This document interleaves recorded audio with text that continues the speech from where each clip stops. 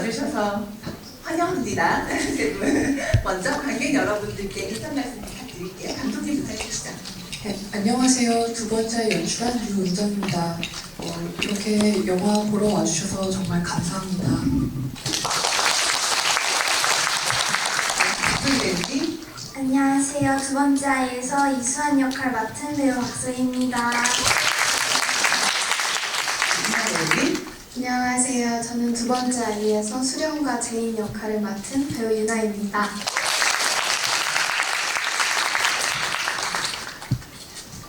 너무 상당히 뭐랄까요, 연기를 볼 때는 두 배우님 연기가 너무 훌륭하셔가지고 배우님 연기에 완전 몰입해서 보다가 또 무대에 올라오시니까 이 귀염귀염한 모습도 있고 사랑스러운 모습도 있고 그런 느낌입니다.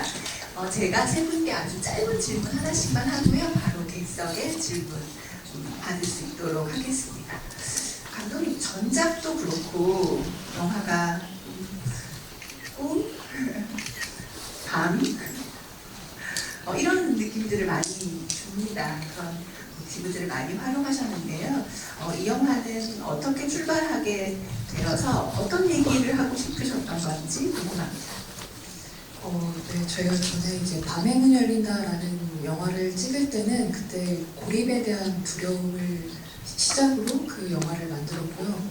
이번에는 제가 또 한 가지 저한테 있는 두려움 중에 하나가 상실에 대한 두려움이라서 내가 사랑하는 사람이 나보다 먼저 떠난다면 내가 그걸 어떻게 받아들이고 살아갈 수 있을까?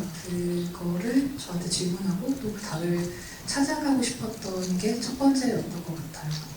네, 제가 영화라는 매체를 좋아했을 때 이 영화가 현실에 없는 것, 약간 비현실적인 것, 그게 거의 우리가 2시간 동안 약간 꿈을 꾸는 것 같은 그런 매체라고 생각을 해서 그 잠과 꿈이라는 것을 제가 또 좋아하고 그래서 활용하고 싶어 하는 것 같아요. 네, 이 부분 때문에 아마 질문을 많이 하시지 않을까 그런 생각이 듭니다. 박소희 배우님, 처음에 시나리오 받았을 때 수환이라는 인물이 어떤 인물이라고 생각했는지 궁금합니다. 일단 수환이는 어린 나이에 혼수 상태에 빠져가지고 일어나자마자 이제 10살이었다가 바로 13살이 되었고 가장 절친이었던 언니와 이제 헤어지게 되어서 정신적으로도 많이 혼란스러웠을 것 같은데 그걸 또 이겨내려고 하고 자신이 잘못한 것도 깨닫고 바로잡으려고 하는 모습도 너무 멋있고 모두 잘 챙기려고 하고 다른 사람들 걱정도 진심으로 해주는 모습 보고 너무 멋있다고 생각했어요. 맞아요. 배우님 말씀 듣고 보면 사실 이 영화가 수환이의 성장 이야기처럼 그렇게 느껴지기도 합니다. 너무 훌륭한 연기였다고 생각이 들어요. 옆에는 사실 유나 배우님은 저는 이분이 수련 역할과 제인 역할과 잠깐 윤서 역할과 나중에는 그림자도 배우님이 아니었을까 하는 생각이 들 정도로 1인 다역을 소화하셨고 진짜 연기 너무 잘하는 배우라는 것을 한 번에 이 작품으로 선보이셨다고 생각됩니다. 사실 여러 역할을 하셨어야 됐잖아요. 찍을 때마다 사실 장면을 찍을 때마다 이 사람이 되었다가 또 다른 사람이 되었다가 또 한 인물이면서도 감정적으로 좀 혼란을 느끼기도 해서 캐릭터를 소화하는 게 좀 어렵지는 않았을까 그런 생각도 들거든요. 배우님, 이 작품 속에서 연기하면서 제일 좀 잘 보여주고 싶었던 부분, 그런 부분은 어떤 부분이었을까요? 제가 아무래도 혼자서 두 명의 캐릭터를 연기하다 보니까 이 두 캐릭터가 절대로 같은 사람으로 보이지 않았으면 좋겠다라는 생각 때문에 좀 작품 전에도 작품 하면서도 감독님과 되게 많은 대화를 나눴던 것 같아요. 캐릭터를 설정할 때 일단 외적인 것부터 시작해서 제인이는 좀 더 호탕한 미소를 짓고 수련이는 좀 더 얌전한 미소를 짓는다든지 아니면 성격 같은 거, 그리고 수환이 부를 때도 제인이는 이수환 부르고 수련이는 수아나 이렇게 부르거든요. 이러면서 이 두 캐릭터를 좀 구분 지으려고 노력했던 것 같아요. 좋습니다. 네, 객석 질문 받겠습니다. 질문 있으신 분 손 들어주시죠. 앞으로 세 번째 줄 남자분이 제일 먼저 들어주셨어요. 네, 드립니다.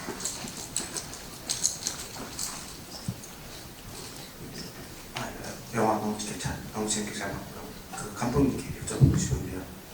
그 보통 이런 비슷한 영화들 보면은 이제 저주의 매개체가 있다든지 아니면 저주가 처음 시작되었던 시발점 혹은 그런 이제 목의 혈통으로 이어진다는 뭐 그런 설정 같은 게 어느 정도 나와주는데 여기서는 그냥 아버지 편지에서 잠깐 언급되고 따로 뭐 이제 관객의 상상에 맡긴 건지 아니면 따로 감독님이 그냥 일부러 그렇게 설정만 하신 건지.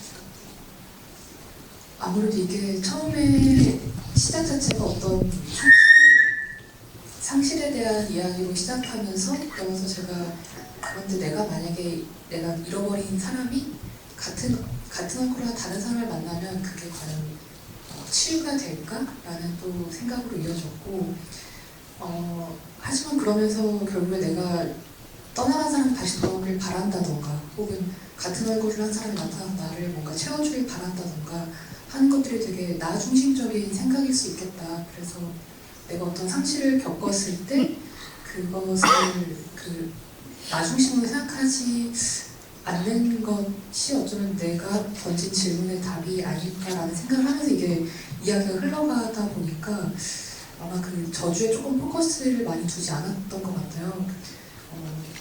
그리고 이제 어떻게 보면 그게 구전으로 와서 일종의 동화 같은 형식이 되어버린 이제는 이게 동화인지 정말 실제인지 알 수 없는 그 모호함 속에서 내가 지켜야 되는 가족이 있고 내가 이 사람을 살려야겠다고 생각하는 사람은 거기서 이제 저주에 포커스를 맞춰서 그러면 도플갱어를 죽여야겠다라고 이제 가는 것이고 그것이 과연 정말로 둘이 만나서 정말로 그게 죽는 것이냐 그거를 수련이 같은 경우는 난 직접 보고 싶다 말만 믿고 그 어떻게 보면 일종의 살인을 저지르고 싶지 않다라는 쪽도 이렇게 생기면서 그게 어떻게 보면 좀 사람에 따라 좀 다르게 받아들여지는 것도 표현하고 싶었던 것 같아요. 네, 감사합니다. 계속 질문 받겠습니다. 이번에 먼저 손 들어주신 분이 제 앞면에 계신 분인가 봐요. 영화 잘 만든다. 감독님은 배우분들한테 질문이 있는데요. 그 배우분들 캐스팅을 어떻게 하시는지 그리고 집 디자인이나 상실에 대한 이야기 임수정 배우의 거의 대배작 같은 그 정황년을 얘기 안 할 수가 없을 것 같은데 그거에서 어떤 영향 같으신 게 있으신지 그리고 또 배우분은 이제 그 이후에 그 세 사람은 어떻게 됐을 것 같은지 이제 엄마는 그 죽이려다가 실패하고 그렇게 세 사람이 마주보게 되는데 그 이후에 어떻게 됐을 것 같아요. 그리고 유나 배우님은 그 두 캐릭터를 서로 다르게 표현하려고 노력하셨다고 그랬는데 그 수련이랑 제인이 둘 중에 어느 쪽이 좀 더 본인의 모습이랑 비슷하다고 생각하시나요? 네, 하나씩 해결해 보겠습니다. 먼저 감독님 먼저요. 첫 번째로 이제 수환 역할의 배우님을 찾을 때는 거의 첫 그냥 같이 하고 싶었던 첫 번째 배우님이셨고 소희 배우님이 일단 정말 눈이 너무 매력적이시잖아요. 그래서 이 박소희 배우님이 수환이를 연기해 주신다면 어떻게 보면 판타지 어떻게 보면 호랑이 이야기일 수 있는 이 이야기를 설득력 있게 만들어 주실 수 있을 거라고 생각해서 이제 먼저 연락을 드렸고 다행히 시나리오를 재밌게 봐주셔서 이제 같이 하게 되었고요. 그 다음에 이제 제인과 수련 역할을 해주실 배우님을 찾을 때 사실은 유나 배우도 거의 원픽이었어요.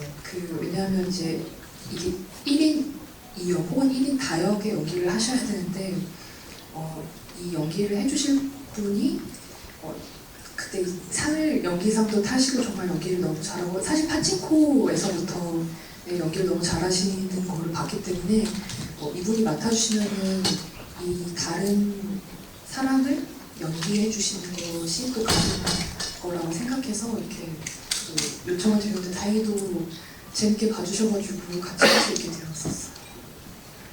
감독님 말씀처럼 진짜 워낙에 연기가 좋으니까 영화가 뭐랄까요 이렇게 상상 속에 뭐 무의식처럼 꿈처럼 떠돌아다니지 않고 현실 세계에 있는 것이 좀 확실히 발 붙여 있는 듯한 느낌 속에서 확장되는 그런 이야기가 됐던 것 같습니다.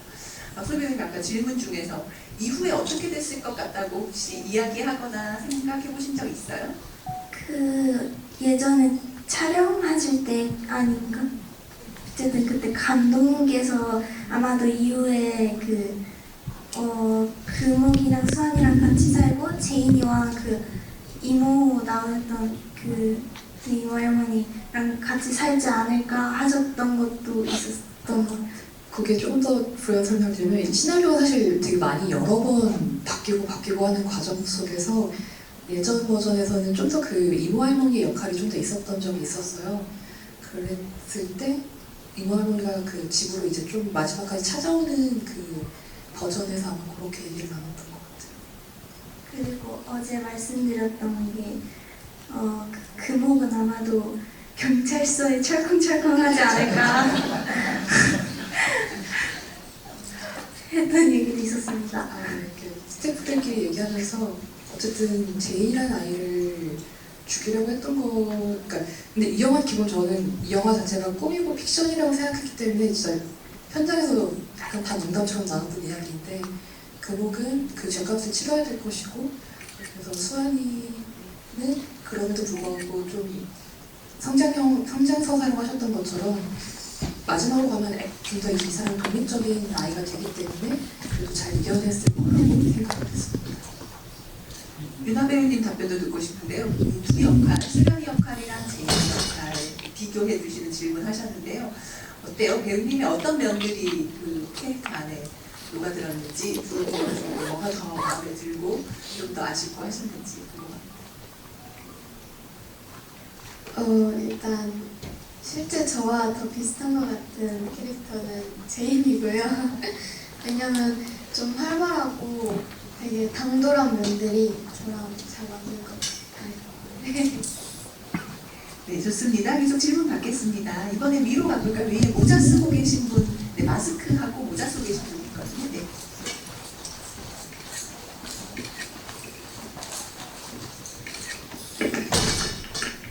네, 영화 너무 잘 봤습니다. 감독님께 질문 드리고 싶은 게 있는데요. 처음 이제 영화 시작할 때 동화책 얘기를 하면서 그리고 이제 자매가 뛰어내리고 났을 때까지만 해도 둘 중에 한 명의 몸이라는 게 이제 자매를 얘기를 하는 줄 알았는데 나중에 저주 얘기를 했을 때는 닮은 사람이라고 대상을 얘기를 하더라고요. 뭐 물론 아까 이제 저주 자체에는 너무 포커싱을 맞추지 않으셨다고는 했는데 어떻게 생각하면은 지붕에서 첫째, 둘째가 동시에 이제 떨어졌을 때 둘 다 데려갈 수도 있지 않나라는 생각이 약간 들기도 했고요.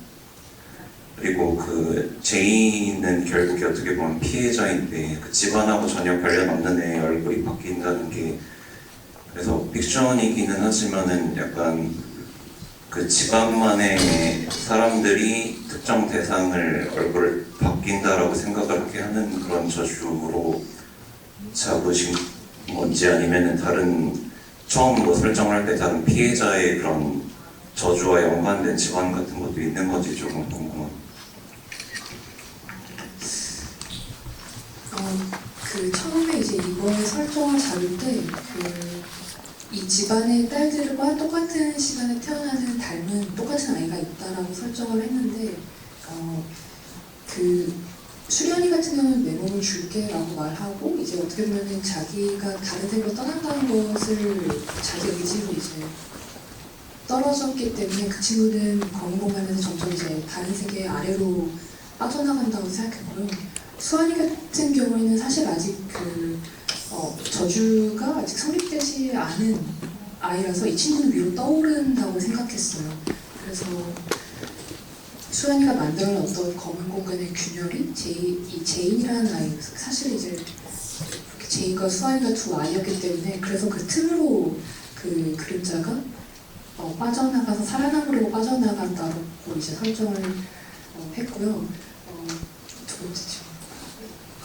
이 말씀이 될 것 같은데요. 아마도 감독님 그 영화 속에 그 14살 되기 전 뭐 이런 할아버지가 해주신 말씀 중에서 우리 집 딸들은 14살이 되기 전에 뭐 14살 즈음에 라는 그 말씀이 있었는데, 그러니까 수환이는 아직 10살, 그 사건이 벌써 10살이었으니까 위로 떠오르고 14살에 가까웠던 수련이는 이제 아래로 내려보고 그렇게 이해를 하면 좋을까요?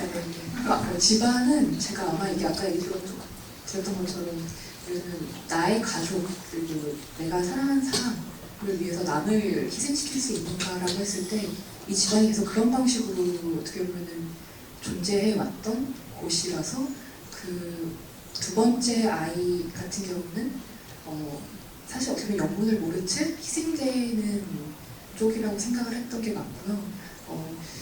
제인이는 사실은 수환이를 닮았던 어린 시절이 있는데 그림자가 붙으면서 수련처럼 얼굴이 변했다가 다시 이제 그 그림자가 빠져나가면서 예전의 얼굴로 이제 돌아가 버리면서 두 아이가 성립되는 것으로 제가 이제 설정은 잡았습니다. 감독님 말씀을 들으니까 조금 더 이해가 되기도 하고요. 저도 사실 관객분처럼 반대로 느끼기도 했습니다. 제인이 수환이를 닮았는데 수환이 얼굴처럼 변하는 걸로 그렇게 느껴지기도 했어요. 재미있는 영화는 보는 분마다 좀 다른 얘기를 할 수 있는 게 재미있는 영화라는 생각이 듭니다. 계속 질문하겠습니다. 지금 이제 왔습니다. 뒤쪽에 붉은 색깔 옷 입고 계신 여성분. 네.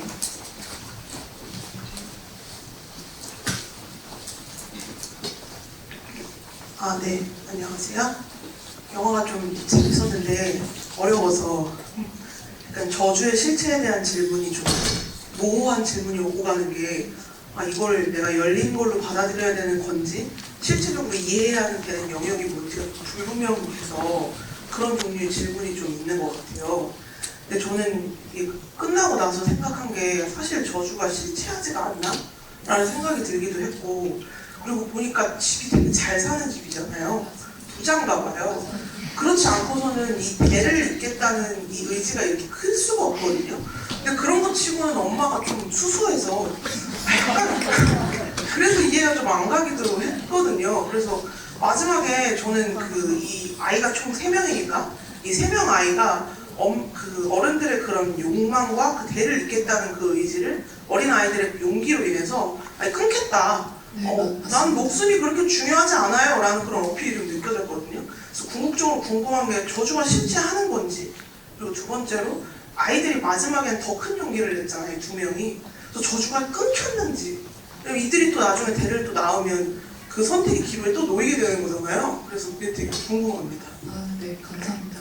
실제로 잘 사는 집안이라고 설정했고, 네, 그 금옥이가 수수하게 약간 입고 나오는 거는 이 직업 자체가 어떻게 보면 좀 상담센터를 운영하는 사람이라서 뭔가 그런 걸 약간 뽐내는 사람은 아니라고 생각했던 것 같아요. 그래서 사실은 촬영할 때 그 수환 역할을 해준 서희부님이 이 집안은 왜 이렇게 부자예요? 라고 물어보셨던 게 그 종로의 어떤 3층짜리 주택을 가지고 있는데 유구한 역사를 지닌 집안이라고 설정을 했고, 말씀하신 대로 저는 어른들 어떻게 보면 잃을 게 많은 분들, 그리고 이제 내가 지켜야 될 가족이 있다라고 생각하는 그 역할에 어떻게 보면 몰입된 사람들은 이제 어떻게 보면 내 딸, 내 할아버지, 내 가족 이렇게 이제 이거를 공고하게 지켜나가고자 하는 집안이라고 생각해서 그 집도 되게 이렇게 담벼락이 엄청 높고 나무로 뭔가 둘러싸인 집, 이런 좀 폐쇄적인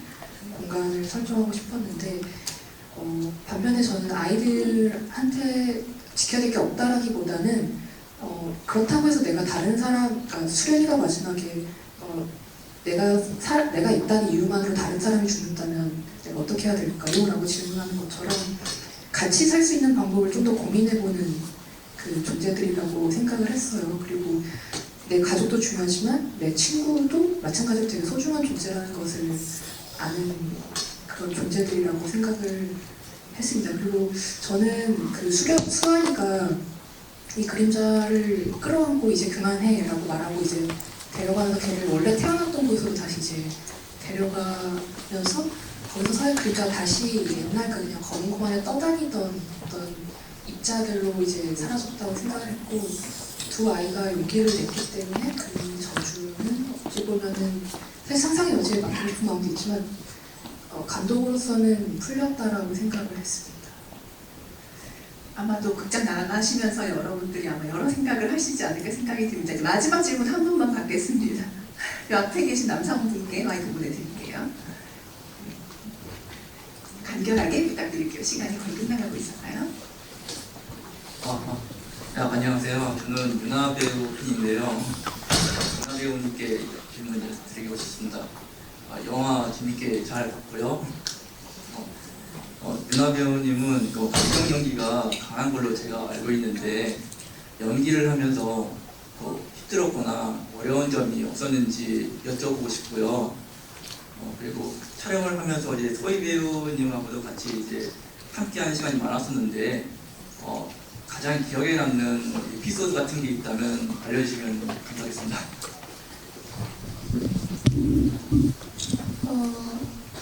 촬영을 하면서 항상 하는 이런저런 고민들은 많았지만 힘들었던 건 없었던 것 같고요.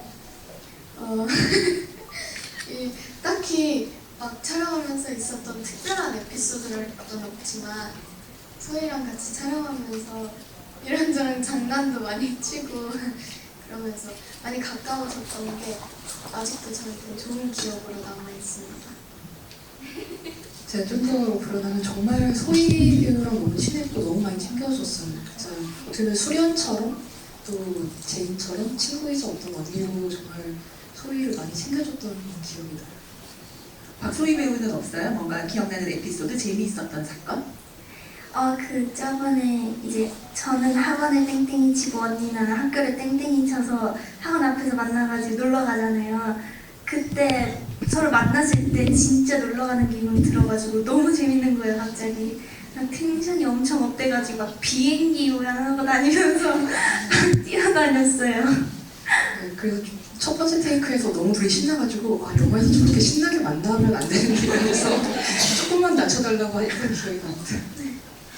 아까 감독님 하면서 잠깐 얘기했었는데 우리 소희 배우가 영화 찍는 사이에 훌쩍 커서 그런 에피소드도 있다고 들었습니다. 그 프리프로덕션 할 때 이제 의상팀에서 신발 사이즈랑 옷 사이즈를 체크했는데 촬영 들어가는 사이에 발이 커지시고 키가 크셔가지고 신발 사이즈가 안 맞게 되는 일이 생겨서 진짜 와 쓱쓱 크시는구나 이런 생각을 했습니다.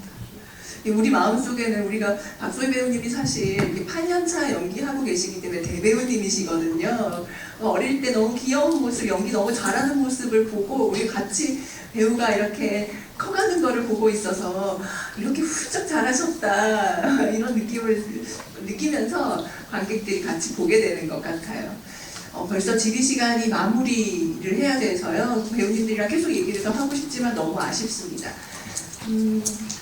영화도 같이 극장에서 방금 두 분 같이 보셨고 해서 관객들 여러분하고 같이 본 관객들이니까 더 뭔가 마지막으로 이분들한테 하고 싶은 이야기, 인사 말씀 이런 거 한번 들어보려고 해요.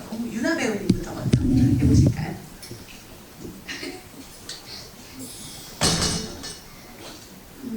저희 두 번째 아이는 진짜 많은 분들의 정성이 듬뿍듬뿍 들어간 영화거든요. 그래서 이 영화 두 번째 아이로 여러분만의 어떤 각각의 다른 해석이 있기를 바라면서 오늘 영화 보러 와주셔서 감사합니다.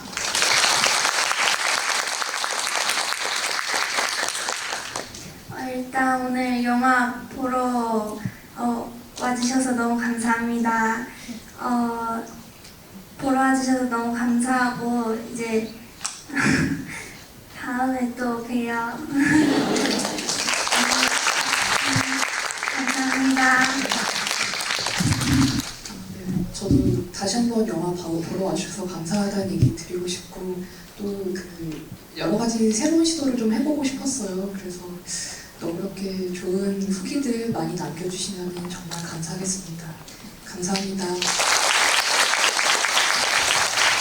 옆에서 이렇게 보니까 윤아 배우님이 소희 배우님을 볼 때 굉장히 사랑스러운 표정으로 항상 봐주시거든요. 두 분의 이 합이 잘 맞는다 이런 느낌이 영화 이후에도 계속 들어서 마음에 많이 남을 것 같습니다. 끝까지 함께해 주신 관객 여러분 감사드리고요. 세 분께 큰 박수 보내드리면서 지금 마무리